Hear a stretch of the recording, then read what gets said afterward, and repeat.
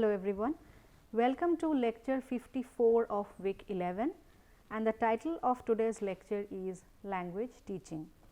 You are attending the course Introduction to Language and Linguistics and this is Dripta.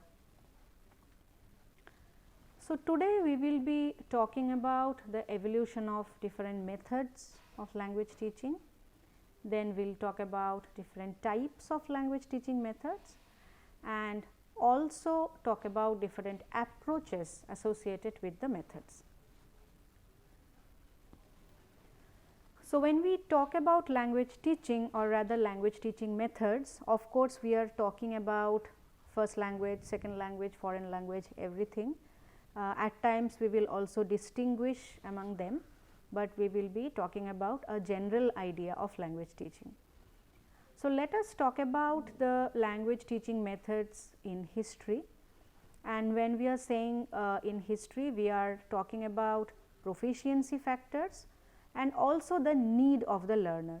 So, whether proficiency was a major issue in the history of language teaching, that is something we will check, and the need of the learner. We will see whether these have been changed with time. For example, oral proficiency and reading comprehension, these had different emphasis. So, oral proficiency rather than reading comprehension was targeted initially, and then we also find a change in the nature of the theory of language. So, we are doing language teaching now, you are already familiar with different theories of language. So, it will be now useful for you to see how we can directly connect the theories of language to the domain of language teaching. We cannot talk about language teaching without talking about the theories of language. We will also see that there are certain change in methods of language teaching that took place. We talked about multilingualism and we said that we found that multilingualism is a norm, it is not an exception. We cannot say that there is a community who is monolingual. There are very few examples, and if you think about isolated communities, even there you will find some role of multilingualism.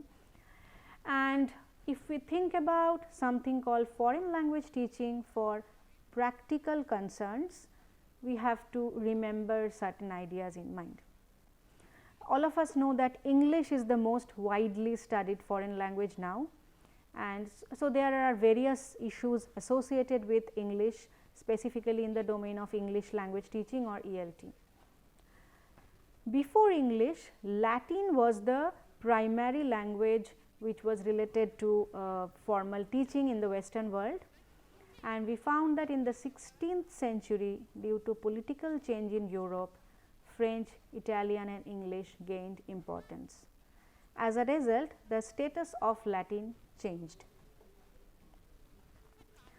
Latin, which was the only language for formal studies, it became the language of occasional subject in school curriculum. Latin grammar became a model of foreign language teaching. So, though Latin became almost obsolete, and I mean it was found only in school curriculum for occasional uses, it still became a model of foreign language teaching from 17th to 19th century. If we consider the grammar schools, we can see that there are rules. Of course, we are talking about the same rules that we discussed earlier. Declensions, conjugations. What do we mean by that? The patterns of nouns and verbs, the paradigm. Translations, practice of writing sample sentences, these were major parts of the grammar schools, and you can also say that these were primarily targeted through different language teaching methods. Parallel bilingual texts and dialogues were used too. So, as we said, there was a change in Europe when the emergence of modern language curriculum was observed in European schools. The time was 18th century. So, it used the same basic procedures of teaching Latin. This is very important for us to understand, because modern languages adopting the same teaching methods of a language which is known mostly as classical language is something which is a point of concern. The textbooks had grammar rules, sentences and translation. So, even the modern languages were following the Latin pattern. Sentences were constructed to demonstrate grammar rules. So, the focus was not given to oral proficiency, that you can understand.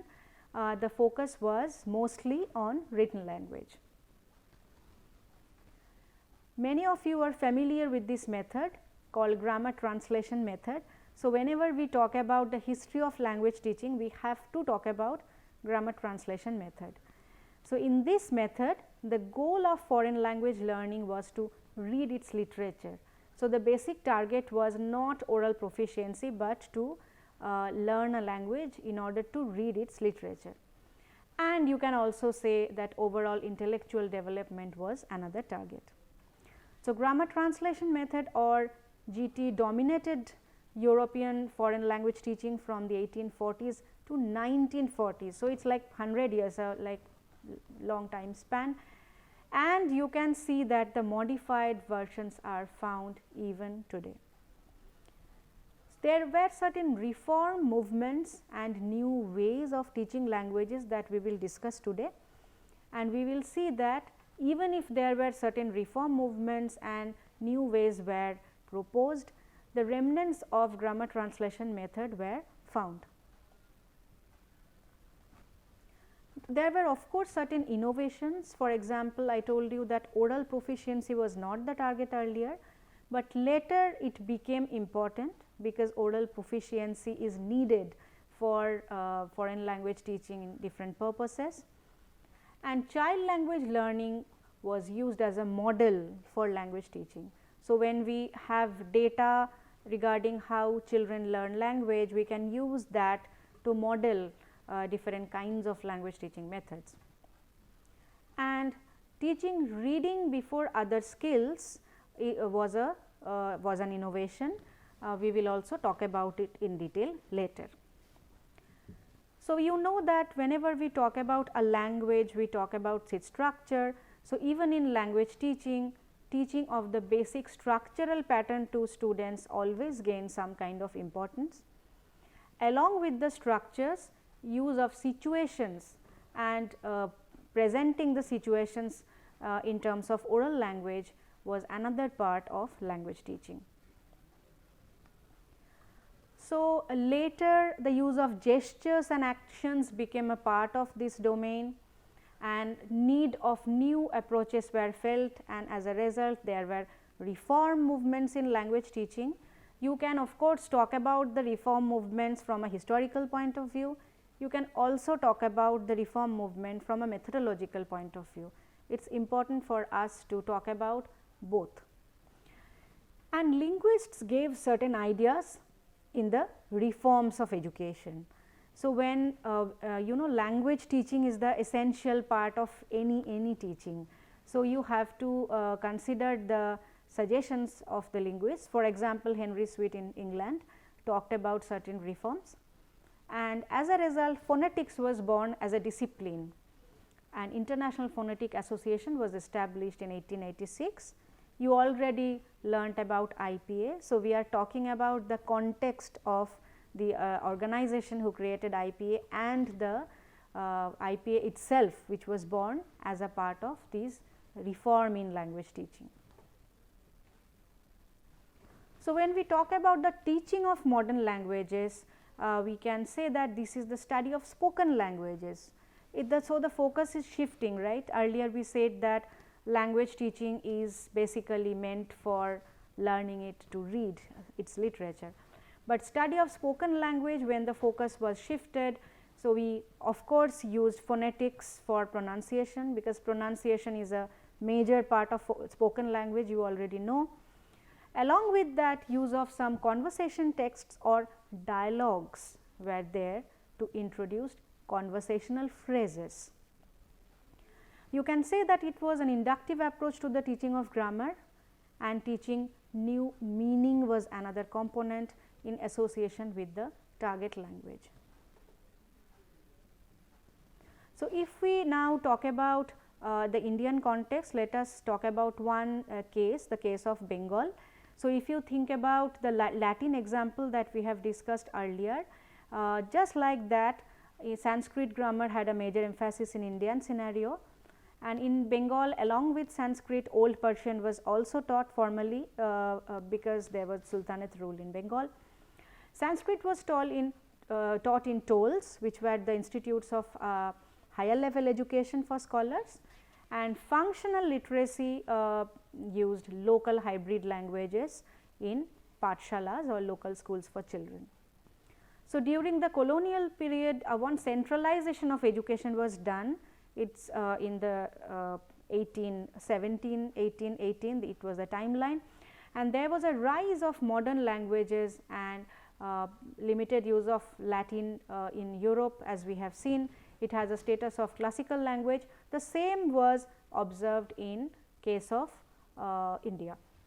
So, Bangla was the modern language which was codified. You already know about codification process. So, Bangla was codified, one component was selected and codified and standardized at the Fort William College in the year 1800, and other varieties of Bangla were marked as low language. So, some of these varieties were actually used for teaching learning purposes in the schools like pathshalas, but after the centralization process these were no longer in use. And modern Bangla, which was created very much like the creation of European modern languages, it was developed for conducting language teaching activities. So, even if we see the teaching of Bangla initially, I am not discussing the detail here, but if you are interested you can also read more about it. Grammar translation method was used, and Sadhu Bhasha, which was the codified form of Bangla, was established as a marker of identity for the new educated class. And we also have to remember it was learnt formally. So, we were talking about grammar translation method, and we saw that it was a historical significance. We talked about the European context briefly and Indian context briefly. So, now let us talk about something called the direct method. What is direct method? There is a direct association between form and meaning. So, now you know what do we mean by form and meaning, because you already have learnt about a few important notions. So, speaking began with systematic attention to pronunciation, and known words were used for new vocabulary. So, this is also known as from known to unknown approach in education for some of you.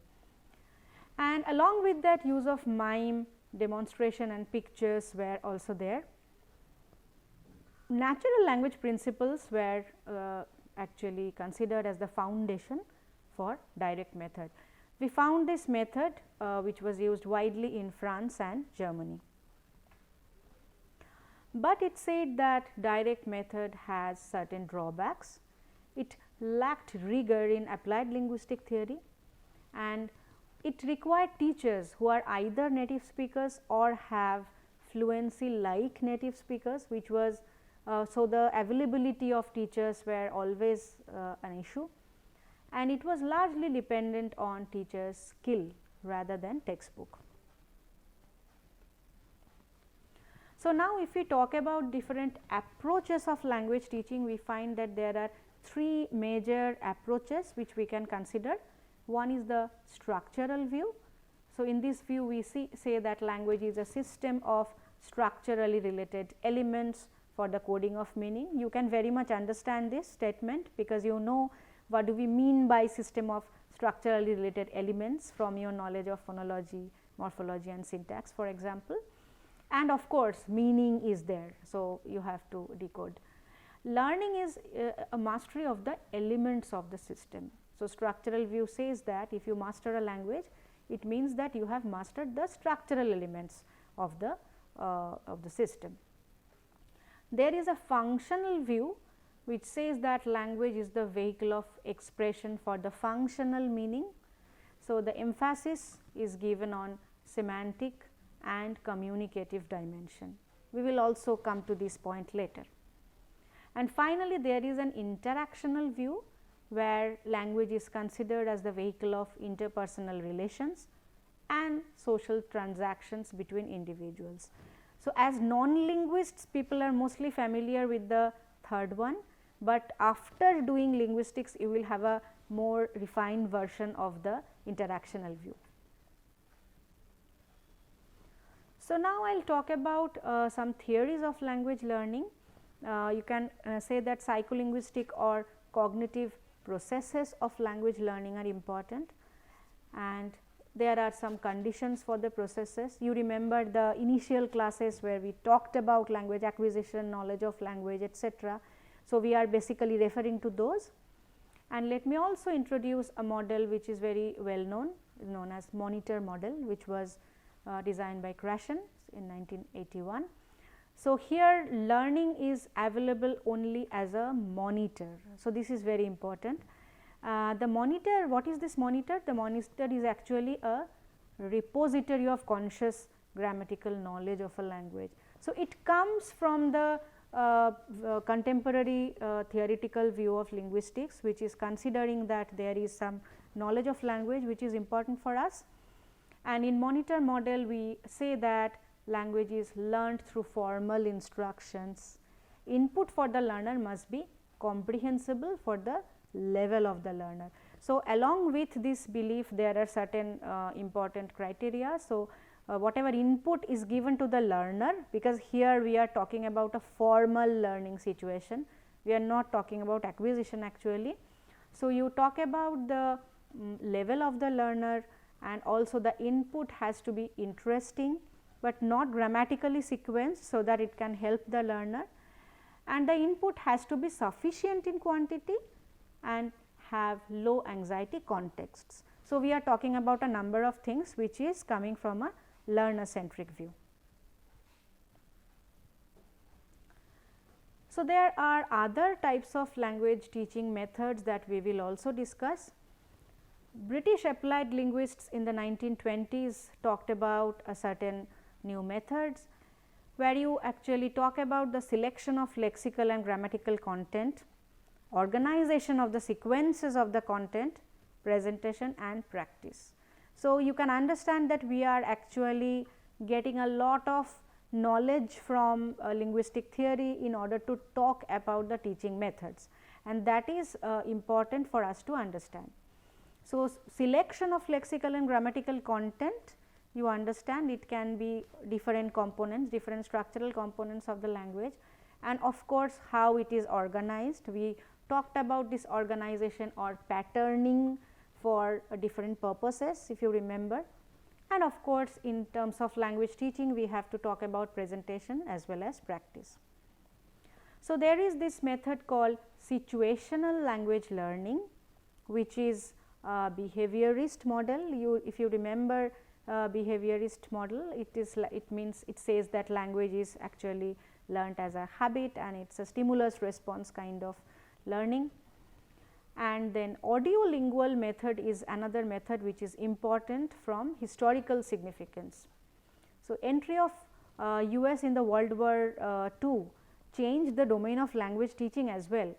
So, we were talking about different points of history which not only acted as a change in the world order, but it also changed the different dimensions of language teaching.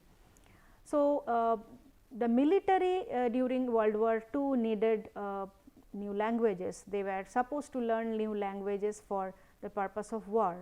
So, military needed interpreters, they needed code room instructors and translators. So, at this point linguists played a major role. Linguists like Leonard Bloomfield, who is very well known for his 1933 work Language, some of you know. So, he was at Yale and he developed training programs for the army. So, native speaker of languages were used as a source of language data, which was not the case earlier. So, we were not talking about a native speaker's role in language teaching, rather we were focusing on codified grammar, but World War II changed this idea. So, it was known as the informant method. And what is this informant method? The method also said that you need drill and more drill in order to learn a new language. So, structural analysis of language became a big basis of language teaching. So, as we said that phonetic association had a role to play, phonetic transcriptions were used, and there were phonological, morphological and syntactic rules which were found after the linguistic analysis conducted from the data. And language is a system which is structurally organized for the encoding of meaning that all of us know. So, it is established through the method of language teaching. Now, I will also talk about a few more methods which are important. One is known as communicative language teaching. So, I am sure some of you, specifically the advanced learners, are familiar with this idea of communicative competence. If you do not know, let me tell you, it is basically a new idea which is created from Chomsky's theory of competence by Delheims in the year 1972. So, it is basically a communicative view of Chomsky's theory of competence. So, when you talk about communicative competence, along with Chomsky's idea, you incorporate the social factors. So, communicative language teaching considers that language is a system for the expression of meaning. So, it is slightly different, right? And the primary function of language is interaction and communication. When we were discussing the approaches, I am sure you noted the differences. Now, you can see how CLT is coming in the scene. So, the structure of languages reflects its functional and communicative uses. So, this CLT or communicative language teaching method was adopted by different countries. So, I have given example of this Malaysian communication syllabus which was created in 1975. There is another method called total physical response or simply TPR. So, it says that language teaching is related to physical, specifically motor activity. It is related to the trace theory of memory in psychology. There is a method called silent way, where the teacher must be as silent as possible. So, the students will be talking, and then there is community language learning, where learners do different kind of say group works and record conversation and the target language, analyze them, and the learner also interacts freely with the teacher. So, it is a very informal setting that is created in the classroom where language teaching takes place. Then there is this natural approach. So, you already learnt about Krashen monitor model. So, it is basically input oriented method where learners hear before they produce. So, input has a major role to play. The learners will initially get some input and then they will be allowed to speak and produce some utterances. And Suggestopedia is another method which is developed from Suggestology, which optimizes learning with the use of say other factors like music, decoration of room, etc. And interestingly, in Suggestopedia, teacher's role is authoritative. The teacher has to dictate what to do and what not to do. So, now I will ask you to think about the teacher's role in different methods. It is your call to talk about the differences, and if you think that one particular method is actually changing the teacher's role, because when we said that the emphasis was shifted from written to oral communication, of course, the teacher's role will be changing. So, what were the changes in teacher's role for different methods? That is a question for you. So, I am asking you to find if you have seen a change in the teacher's role with the change of methods. If you think that you have marked some changes, the question is how. And also I will ask you to think about the organization of the syllabus. So, we are not talking about syllabus. Syllabus designing is a completely different component of language teaching. So, I am asking you to think if the change of language teaching methods also affected the syllabus, the creation of syllabus. So, if your answer is yes, then I will ask you to comment on it if you can think about the kind of content that we try to deliver to the students. So, we are coming to the conclusion part, and we are saying that we have observed certain changes in language teaching methods with the changes in history, and we have seen that powerful languages had limited use in classroom at some point of time, and with the rise of power, rather transfer of power to modern languages, new methods have been used, and the methods are related to various approaches that we have also discussed. So, these are the key reference here.